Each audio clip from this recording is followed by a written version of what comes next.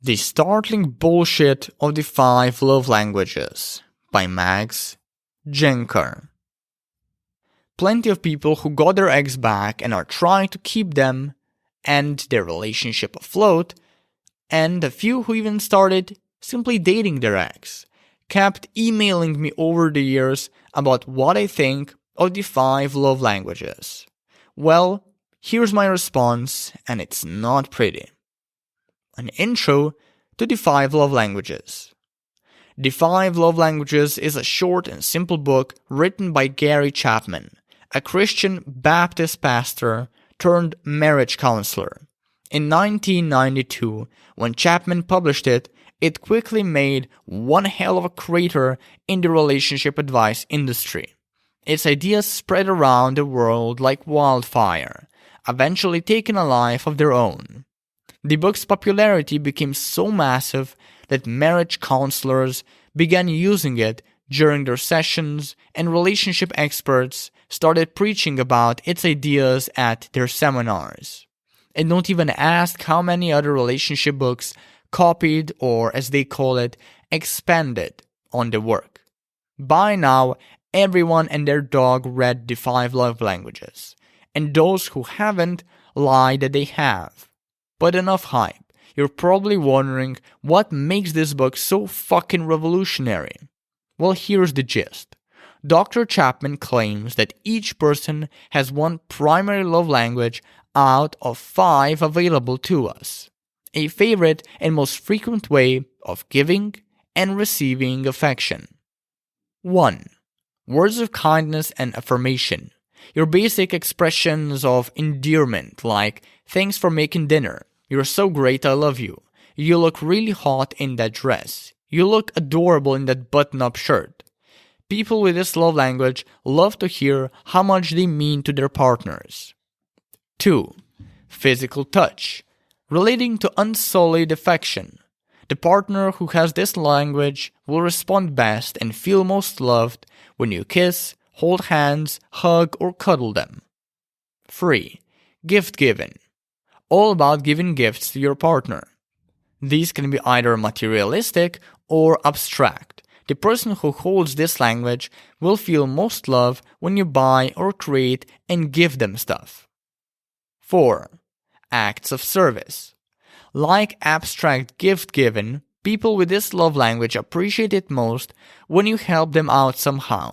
For example, doing the dishes, mopping the floor, taking the time to prepare dinner, etc. 5. Quality time. People who have this love language will appreciate you the most when you invite them to an adventure or prepare an activity where you both engage with each other, aka a date. The 5 love languages also have an alternate form, a dark side per se. For example, if your favorite way of receiving affection is physical touch, its absence will make you feel unloved, unwanted, and if you're awfully insecure, unworthy. The problems with the 5 love languages. Chapman's big claim is that if we learn to identify and speak our partner's love language, we can increase the overall satisfaction of our relationship and the frequency of loving, affectionate, and argument-free times.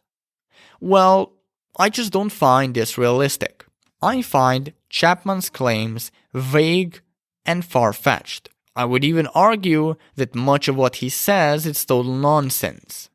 For one, Chapman never addresses compatibility issues. In his world, partners are always compatible, relationships effortless, and satisfaction in them is easily achievable if you know your partner's preferred love language. These delusions annoy me. Relationships are far messier than Chapman portrays them to be. There's so much more to them than just finding a partner's love language and calling it a day. You need to develop solid communication skills, meet your partner's needs, keep respect unimpaired, set solid boundaries, deal with logistics, keep sex spicy, and so forth. I don't know if the guy was high while writing his book, but seriously, maintaining a relationship is fucking hard work. What's even more worrying is that the only cited reference backing up Chapman's theories in the 5 love languages is the Holy Bible. Now, there's nothing wrong with the Holy Bible, but the lack of reference studies means there were no real tests performed on the validity of Chapman's theories. Luckily, because of the book's popularity, I'm not the only one being skeptical of its ideas. Other relationships and marriage researchers began questioning and testing them too, and their findings were unsurprising. One study proves, for example, that following Chapman's theory makes us perform relational behaviors such as practicing present moment awareness and empathy or affirming commitment. These behaviors are linked to higher relationship satisfaction, but don't guarantee it.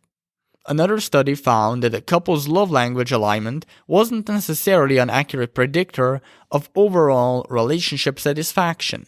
The research showed that if you share the same love language as your partner, you won't be any happier than a couple where both people have a mismatch in love languages.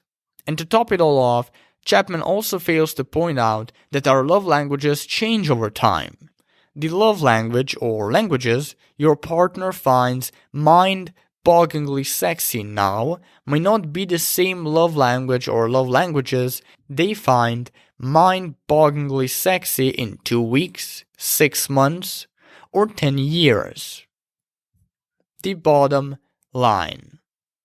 The 5 love languages are just basic ingredients of any loving relationship.